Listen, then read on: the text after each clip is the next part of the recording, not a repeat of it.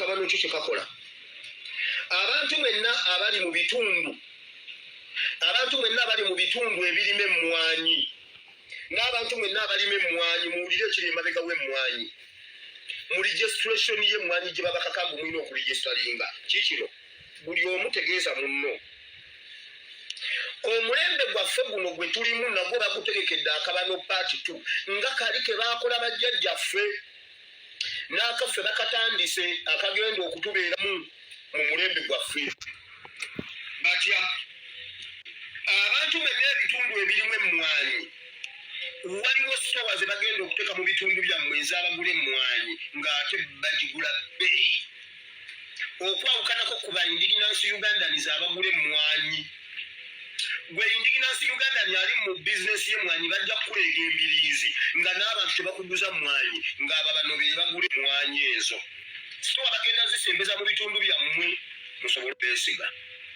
Balese ebintu bibiri ku nsonga y'emmwanyi, bisatu ku nsonga y'emmwanyi. 1, waliwo abantu abanoonya emirimu okulima mu mmwanyi, okupakasa mu mmwanyi oba okukola mu misiri gy'emmwanyi, naye kati bano abantu bagamba nti balundi. Bw'oba olina omuntu yenna ali mu mmwanyi zaapakasa ewuwumba mulungi munyarwanda era bonna bateeketeeke bulungi. Abo abazze nga bapakasa okupakasa mu misiri gy'emmwanyi bali connected ku bagenda okugula emmwanyi, koodi bazirina.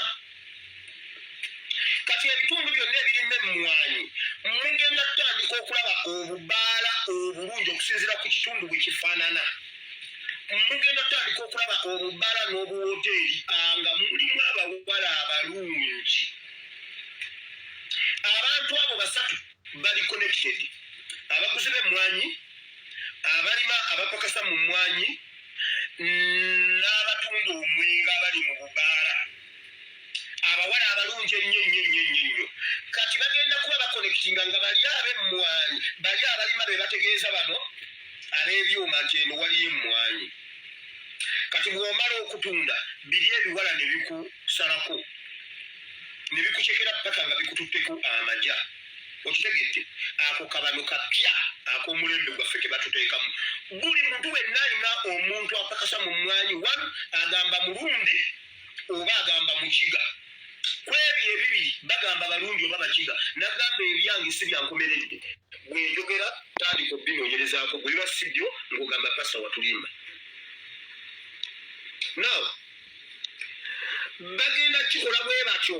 Emmwanyi ezo sitowa ezigenda okubeera ku byalo zigenda kufuula emmwanyi nga kyatunzi nnyo, nga kya bbeeyi nnyo. Bateekemu ababba emmwanyi. Abagenda okubba emmwanyi bagenda kubeera n'ebissi, basange nannyini emmwanyi bamutemeretemere mu nnimiro. Emmwanyi bazitwale bazifuulenga vanira.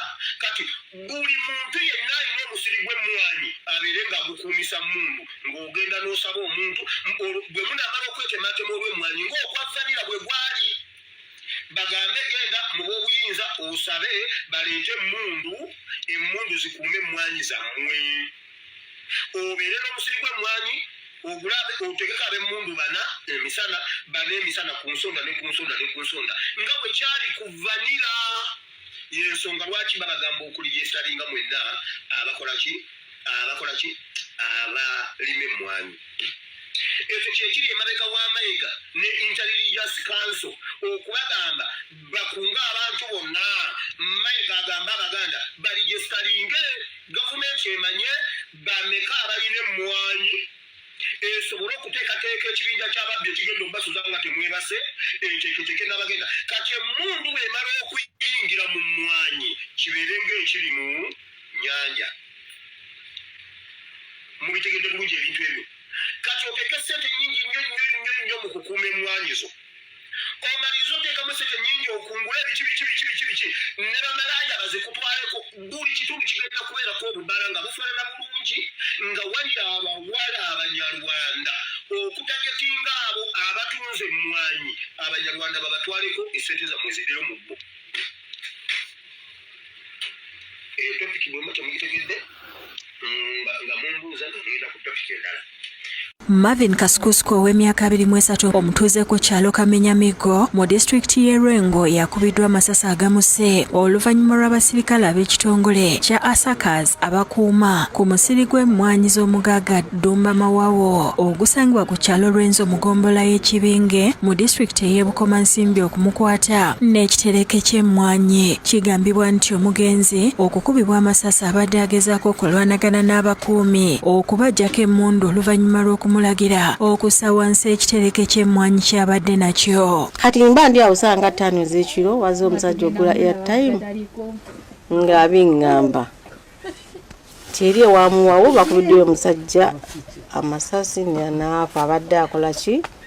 Abadde abba mmwanyi. N'ekyamazima bo obubbi buyitiridde kati obw'emmwanyi basima amayumba oba nkalu ne bazinonamu muki mu nnyumba niwe mbanga mwe muli mwebasi abanga waliwo ekikolebwa kyo bakikole zo zibbibwa kuba nange nzeke nnyini era mbakwata saawa 5 amatoke bagabba mwanyi bazibba. Tugende tuyimuke ng'abavubuka tulowooze byakukola. Oluvannyuma lw'okukuba Kaskusku amasasi abakuumi bayise bukubirire mukama waabwe abatwala n'abatuuze ne bayita poliisi y'emisanvu era eggyeewo omulambo gwe ne gutwalibwa mu ggwanika ly'eddwaliro ekkulu e Masaka. Abakuumi batwaliddwa ku poliisi ng'okunoonyereza bwe kugenda mu maaso. Okusinziira ku maneja w'ennimiro y'emmwanyi Aston Nuwatuhereza, abakuumi bamutuukiridde akawungeezi ne bamutegeeza nga we bakubye omubbi amasasi era yagenze okutuukayo nga Kaskusku omu ku bakozi ku faamu yattiddwa.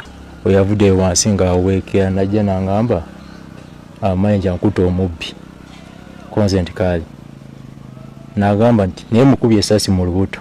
Abakuumi betusanze ku poliisi y'emisanvu gye bakuumibwa batubuulidde nti babadde bagezaako okwetaasa ku Kaskusku eyabadde asazeewo okubaŋŋanga abaggyeko emmundu. Sawa 2 za kiro. Ati omusajja yaze na parkinga piki ng'amuwulira mu kkubo najja n'atuuka ku kadeya k'omwanyi n'akabikkula n'akajjawo. Kati yabadde akakeeti kabweti nange nenvaayo ne mugamba laala chini. Kati bwe namugambye laala chini ye yasudde kadeya najja misinde okukola ki? Okunkwata. Kati ate ye yaddukidde ng'akwata ki? Mundu.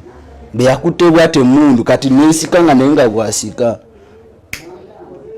emubalula. Ab'enganda z'omugenzi okuli Sengaawe Jane Nabona ne jjajjaawe Muzeeyi George Mwesezi bategeezezza ng'omwana we bw'atabadde na buzibu bwonna era nti okukubwa amasasi wandiba nga waliwo eyabadde amutumye emmwanyi zino nga tategedde nti nzibe. Bambi omwana talina buzibu ate yevugira booda ye era ndowooza era okuba nti muvuzi wa booda kati ndowooza oli kyeyavudde amweyambisa. Ono tabadde mubi era yabadde anzirabiziza. Tuli mu kukinoonyerezaako ng'abantu bano ababiri aba security guards be tubalina ku poliisi yaffe okuzuulira ddala ekituufu. So tusaba ne bano abakuumaddembe bano aba security guard okulaba nga beegendereza okulaba nga tebatwala bulamu bw'abantu. Fiona Nanyomo yakusakidde ekkuliro lino ku Rabukedde TV.